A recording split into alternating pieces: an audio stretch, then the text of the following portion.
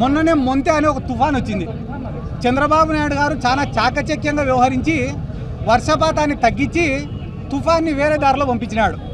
అది అయిపోయిన వెంటనే నారా లోకేష్ గారు ఆయనకు ఉన్నటువంటి శక్తి సామర్థ్యాలను అన్నీ ఉపయోగించి మన దేశంలో ఉండే మహిళల్ని వరల్డ్ కప్ కొట్టేలాగా చేసినాడు ఆయన. చంద్రబాబు నాయుడు గారు ఆయనకు ఉన్నటువంటి అనుభవాన్ని అంతా ఉపయోగించి ఆర్టిఫిషియల్ ఇంటెలిజెన్స్ కనుక్కొని మన రాష్ట్రాన్ని ప్రగతి పదంలో నడిపిస్తున్నాడు. బైరెడ్డి సిద్ధార్థ రెడ్డి గారు, ఫస్ట్ మాట్లాడడం నేర్చుకోండి. నోరు దేవుడు ఇచ్చాడు కదా అని నోటికి ఏదొస్తే అది చిల్లరగా మాట్లాడారనుకోండి, జనాలు తరిమి కొడతారు. నిన్ను గుర్తుపెట్టుకో, నీ స్థాయి ఏంటో గుర్తుపెట్టుకో. ఒకటి, నువ్వు మాట్లాడుతున్నావు, ఒక పెద్ద మనిషిని తగ్గించడం కోసం 2 ఎక్కిలి మాటలు మాట్లాడితే, 2 చిల్లర మాటలు మాట్లాడితే నువ్వు పెద్దోడు అయిపోతావు అనుకుంటున్నావు. కాదు, నిన్ను చిల్లరోడు లెక్క చూస్తారు. నువ్వు మొన్నొచ్చిన మోంతా తుఫాన్ గురించి ఉద్దేశించి మాట్లాడుతూ ఉన్నావు, ఇదేదో వర్షపాతం తగ్గించాడు ఇదని. చిల్లర మాటలు ఎందుకు? ఆ విధంగా ఎలివేషన్లు ఇచ్చుకున్నది ఎవరో తెలుసా? మన పేటీఎం సాక్షి. మొన్న సాక్షిలో ఏమని రాశారు? ముఖ్యమంత్రిగా లేకపోయినా గానీ దీన్ని తగ్గించేసిన మొనగాడు అని రాసుకున్నాడు. దీనికి సమాధానం చెప్పు.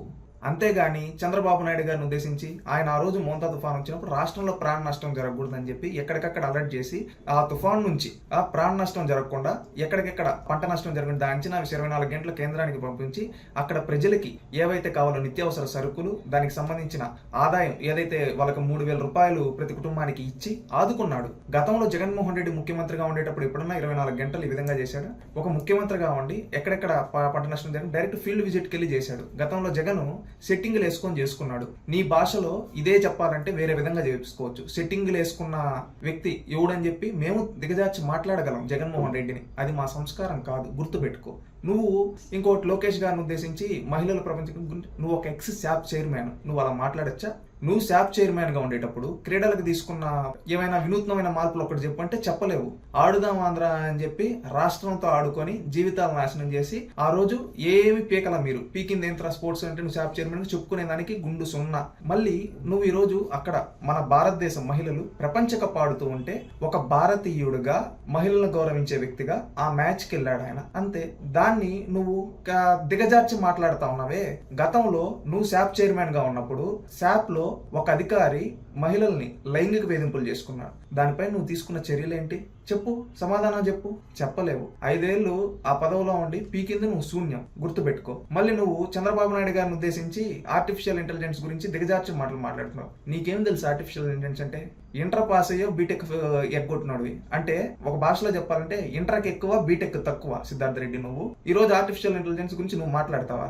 ఒక బీటెక్ డ్రాప్ అవుట్ చదవడం చేతగాక బీటెక్ పాస్ అవడం చేతగాక డ్రాప్ అయిన నువ్వు ఆర్టిఫిషియల్ ఇంటెలిజెన్స్ గురించి మాట్లాడుతుంటే రాష్ట్రంలో యూత్ అంతా ఎవడరా ఈ బచ్చాగాడు, బీటెక్ డ్రాప్ అవుట్, వీడు చంద్రబాబు నాయుడు గారి గురించి మాట్లాడే స్థాయా అని అంటూ ఉన్నారు. ఆర్టిఫిషియల్ ఇంటెలిజెన్స్ హబ్ హబ్ గా ఈ రోజు వైజాగ్ మారబోతూ ఉంది. అది నేను నువ్వు చెప్పడం కాదు, గూగుల్ అని నువ్వు ఏదైనా కొడతావు చూడు గూగుల్లో, ఆ గూగుల్ కంపెనీ వాళ్ళు చెప్పారు ఇండియాలో ఏ హబ్ గా వైజాగ్ ను మేము మారుస్తున్నాం, ఈ విధంగా చేస్తున్నామని. అది చంద్రబాబు నాయుడు గారు మార్కు. నీకు తెలియకపోవచ్చు, బీటెక్ డ్రాప్ అవుట్ కదా. హైదరాబాద్ లో హైటెక్ సిటీ దగ్గర ఒకప్పుడు ఇంజనీరింగ్ చదువుకోమని చెప్పి మన పిల్లగాలని ప్రోత్సహించి ఏ విధంగా చేశారో ఆయన అరెస్ట్ అయినప్పుడు చూశారనుకుంటా. కన్సెప్ట్ ఏ విధంగా జరిగిందో చూశారనుకుంటా. గుర్తు తెచ్చుకో. ఎందుకు ఎకిలి మాటలు? నువ్వు చిల్లర వ్యక్తివి. నువ్వు 10 చిల్లర మాటలు మాట్లాడితే నువ్వు నాయకుడు అవుతావు అనుకుంటున్నావు. చిల్లరోడు అంటారు నిన్ను, గుర్తుపెట్టుకో. నీలాంటి చిల్లరోళ్ళకి తీసుకొని వచ్చి పదవులు ఇచ్చిన జగన్మోహన్ రెడ్డి ఎలాంటోడో రాష్ట్రంలో ప్రజలందరూ చూస్తూ ఉంటారు. రాజకీయ నాయకున్నప్పుడు హుందాతనంగా మాట్లాడడం నేర్చుకో. నీలాగా మేము మాట్లాడగలుగుతాం, నిన్ను చాలా మాట్లాడొచ్చు. నువ్వు మాట్లాడిన మాటలకు నీలాగా 10 సెటైర్లు వేస్తే పెద్దేదో నువ్వు తోపు అనుకుంటున్నావు. చిల్లరోడు అంటారు, గుర్తుపెట్టుకో. సక్రమంగా మాట్లాడడం నేర్చుకో. ఎక్కిలి మాటలు ఫస్ట్ బీటెక్ పాస్ కాల నువ్వు కూడా మాట్లాడతావు. శాప్ చైర్మన్ గా పీకింది లేదు, నువ్వు మాట్లాడతావు. నువ్వు చంద్రబాబు నాయుడు గారి గురించి మాట్లాడితే మోంతా తుఫాన్ వచ్చినప్పుడు నువ్వు ఎక్కడ మునుకో ఉన్నావు? మోంతా తుఫాన్ వచ్చినప్పుడు జగన్ ఎక్కడ మునుకో ఉన్నాడు? ఏ రాష్ట్రంలో ఉన్నాడు? మోంతా తుఫాన్ వచ్చినప్పుడు చంద్రబాబు నాయుడు గారు ఎక్కడ ఉన్నారు? రియల్ టైం సెంటర్ లో కూర్చొని ఎక్కడికక్కడ మొత్తాన్ని పరిశీలిస్తూ ఎక్కడెక్కడ వాళ్ళ అధికారులు అలర్ట్ చేస్తూ ఉన్నాడు. జగన్మోహన్ రెడ్డి ప్రతిపక్ష నాయకుడిగా బాధ్యత లేదా? ఎక్కడ కూర్చోన్నాడు? పక్క ప్యాలెస్ లో పనుకో ఉన్నాడు. 11 రోజుల తర్వాత వచ్చి షో చేశాడు. ఇది మీ చరిత్ర. ఎవడు ఇక్కడ షో చేసింది? జగన్ రెడ్డి కాదా?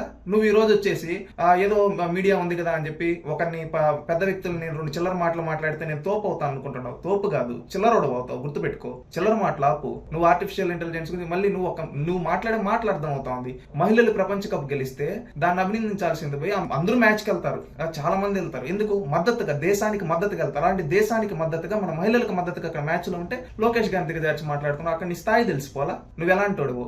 ఆంధ్రప్రదేశ్ రాష్ట్రంలో ఉండే ప్రజలందరూ కూడా ఆలోచించాల్సిందంటే ఇలాంటి చిల్లర వ్యక్తుల్ని, ఇలాంటి చిల్లర నాయాలని రాష్ట్రం నుంచి తరిగొట్టాలి. ఈ చిల్లరోడు బీటెక్ పాస్ గాల, ఇంటర్ కూడా ఎట్ట పాస్ అయ్యాడో తెలియదు. వీడు చంద్రబాబు నాయుడు గారి గురించి, లోకేష్ గారి గురించి, ఆంధ్రప్రదేశ్ గురించి, ఏ హబ్ గురించి మాట్లాడు. ఆంధ్రప్రదేశ్ రాష్ట్రంలో యూత్ కూడా ఆలోచించండి, మనం ఒక ఏ హబ్ గా మార్చాలి ఈ విధంగా అనుకుంటే వీడికి ఏ అంటే ఏంటో తెలియదు. ఆ ఏ అంటే మనం ఏమంటాం, ఆర్టిఫిషియల్ ఇంటెలిజెన్స్. వీడే ఏ అంటే అచ్చా బొమ్మ అంటాడు. ఇలాంటోడు అలాంటోడు మాట్లాడతాడు.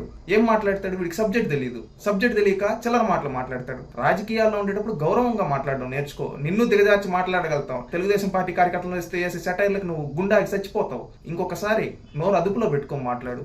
ఏదో మీడియాలో ఫేమస్ అవుతాం, 2 డైలాగులు వేసేసని అనుకున్నావు అనుకో, ఇంకొకసారి మాట్లాడేందుకు ప్రజలు చూపిస్తారు, రాష్ట్రంలో యూత్ చూపిస్తారు. అందుకే ఎచ్చు మాటలు తగ్గించుకొని హుందాతనంగా రాజకీయ నాయకుల్లా మాట్లాడడం నేర్చుకో, లేదా నిబ్బాగాళ్ళకి రీల్స్ చేసుకో. అంతేగాని వ్యక్తిగత దూషణలు వద్దు బైరెడ్డి సిద్ధార్థ రెడ్డి గారు, అది గౌరవప్రదం కాదని చెప్పి హుందాతనంగా తెలియజేస్తున్నారు. Please subscribe to Leo news for more videos.